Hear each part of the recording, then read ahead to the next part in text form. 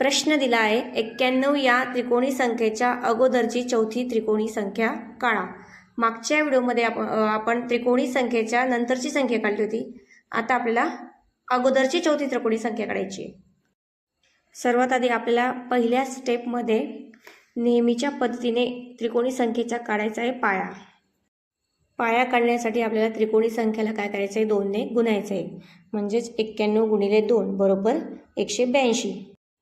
182च्या अलीकडील पूर्णवर्ग संख्या कुठली आहे, 169।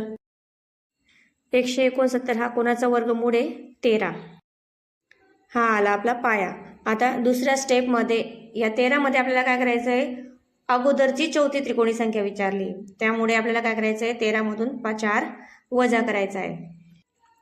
हा आला आपला नवीन पाया। आता शेवटच्या स्टेपमध्ये आपल्याला काय करायचं आहे, नवीन पायाच्या नवीन पद्धतीने त्रिकोणी संख्या काढायची। त्रिकोणी संख्या काढण्यासाठी आपण काय करतो, 2 क्रमवार नैसर्गिक संख्याचा गुणाकार भागिले 2। तर आपलं उत्तर काय आलं, 45।